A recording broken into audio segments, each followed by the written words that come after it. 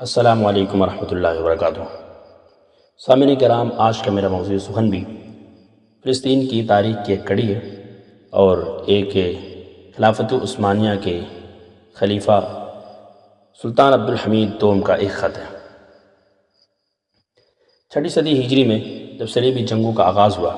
تو 1099 عیسوی میں صلیبیوں نے یروشلم پر قبضہ کر لیا، لیکن یہ قبضہ ان کا دیر پا نہ ہوا بلکہ 1187 عیسوی میں ایک مرد مجاہد سلطان ایوبی رحمۃ اللہ علیہ نے دوبارہ سے فلسطین پر قبضہ کر لیا۔ پھر یہ فلسطین زیر سلطان صلاح الدین ایوبی کے خاندانوں میں زیر اقتدار رہا، اس کے بعد ان کے مملوک کے زیر اقتدار رہا، لیکن پھر 1517 عیسوی میں عثمانیوں نے مملوکوں سے فلسطین چھین لیا اور برابر ان کے زیر اقتدار فلسطین رہا۔ لیکن جب خلافت عثمانیہ زوال کے دہانے پر پہنچی اور کمزور ہو گئی، اندرونی اور بانوی ہر اعتبار سے سازش کا شکار ہونے لگی، تو یہودیوں نے سازش کرنے شروع کی اور انہوں نے سازش یہ کرنے کا ارادہ ان کا ہوا کہ ہم فلسطین میں ایک اپنی مذہبی ریاست بنائیں۔ اس کے لیے انہوں نے عبدالحمید ثانی کو صہیونیت کے بانی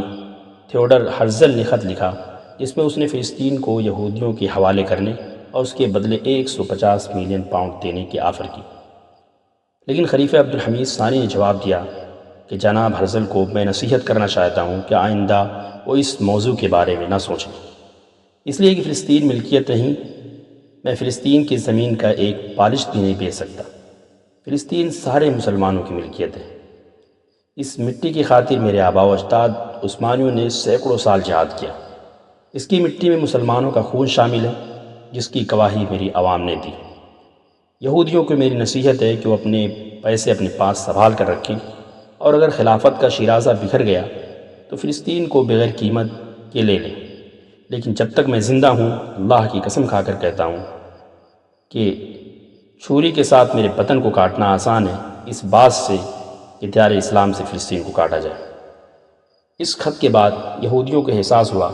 کہ جب تک سلطان عبدالحمید ثانی خلافت عثمانیہ کا خلیفہ رہے گا تب تک فلسطین کے علاقے میں ایک یہودی ریاست کا قیام محال ہے۔ اس لیے انہوں نے سازش رچنا شروع کی کہ سلطان عبدالحمید ثانی کو کیسے معزول کیا،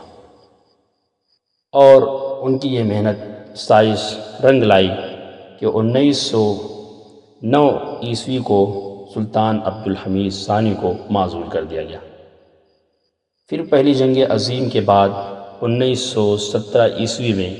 برطانیہ نے فلسطین پر قبضہ کر لیا۔ اس کے بعد یہ سلسلہ آگے بڑھا اور 1948 میں فلسطین کے علاقے میں ایک ناجائز ریاست اسرائیل کے نام سے